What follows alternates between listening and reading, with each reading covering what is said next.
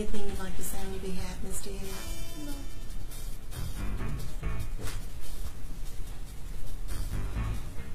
When a woman gives birth, she's closer to death than life. Her body opens up to reveal another life. It is one of the most beautiful and fulfilling parts of being a woman.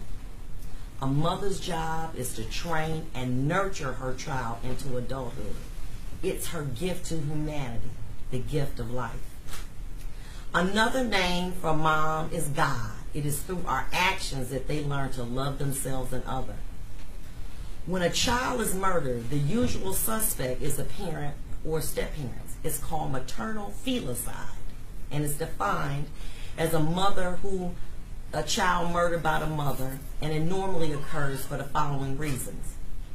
The mother thinks the child is better off dead to get revenge on the father. The mother can't care for her child, or the mother has been abused and neglected as a child. But you killed your daughter for the love of a bum named Brad, an unemployed, drug-taking, manipulative loser. Your beautiful daughter, Gabby, was a sacrifice you gave that bum Brad to fulfill his sick and demonic sense of love and control.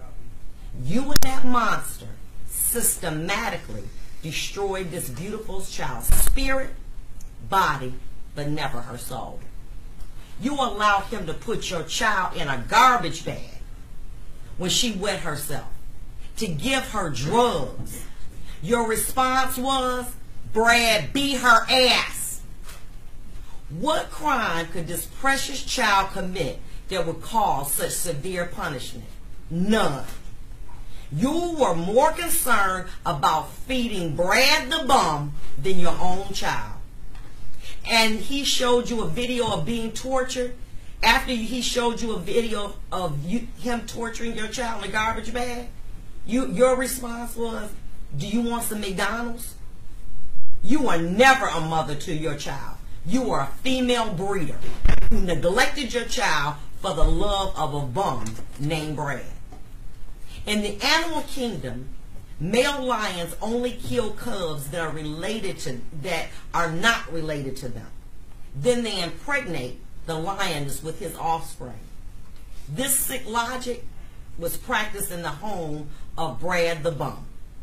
He, with your aid, killed your child and spared Zoe, which is another word for love. I disagree with the prosecutor. She never was at harm, not Zoe, because they wanted to get rid of the problem, and that was Gabby.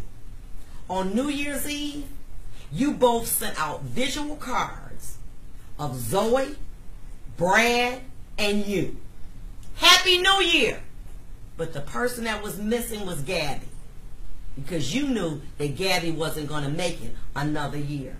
There were no plans to have Gabby as a part of your new life, and you assisted this monster in the drowning of your beautiful, precious gift. Never in my 21 years on the bench have I seen a child sustain the injuries inflicted upon her.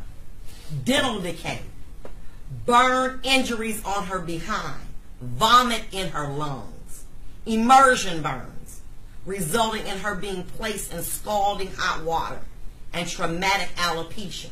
Her hair was pulled out from her scalp while she was alive.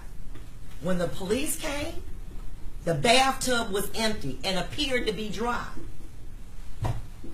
According to you, you said she puked. But what the police found is that her eyes were open and they were hazy with milk and milky. She was cold to the touch. There was blood on her arms. She had several raw red burns on the back of her feet, arms, and hands, with flesh hanging from her feet.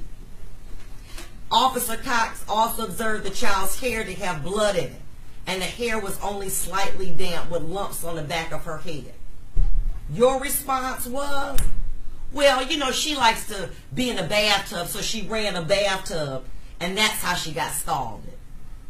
When they asked about why your child didn't have toenails, your response, and bruises on her, your response is, because she sits in her own pits. You always have an excuse for somebody else's behavior, but not yours. What Mr. Cripps said about what occurred to you as a child is very damaging. But that didn't give you a right to be a predator. The ultimate cause of death was septic shock. Her little body couldn't take it anymore, abuse. But on New Year's Day, she was free. She died at the hands of a bum and an animal. The Sumter Township Police were quick to act, sorting out the lies that you told. Anything to protect yourself. And what did you do when the time your family needed you? You fled. You took 38 minutes to call 911. But you took enough time to clean out the bathtub.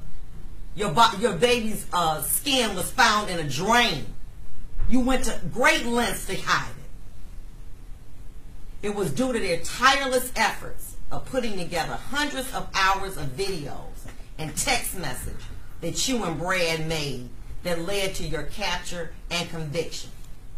Karen Goldfarb and attorney Elsie assembled all the evidence necessary for Gabby to tell her story. Her story was told, and should be a warning to all the baby breeders that are out here silently torturing their children, that in Wayne County, torture and child killings will be prosecuted to the fullest degree. It is fitting, as we embark on this holiday season, that you and Brad are where you both belong, behind bars like the animals that you are. This time the court is going to commit you to the Michigan Department of Corrections for no less than 30 years, no more than 60 years. The people agree to dismiss counts 1, 4, 5, and 6. The court will give you 330 days credit for time served. You have 42 days to appeal my decision. Is that problem? No, I'm just going to make a request. What? Have her file remarked medical, because she has some ongoing serious medical conditions, so that Department of Corrections can properly evaluate her once she arrives there. The court will do that. Thank you. And what about the outstanding probation she's on?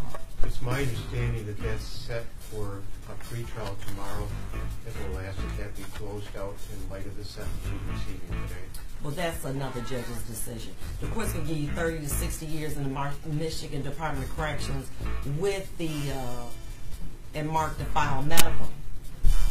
You have 330 days credit. But ma'am, there's nothing that I can humanly give you that will equalize or excuse what you did to your child. Take her back.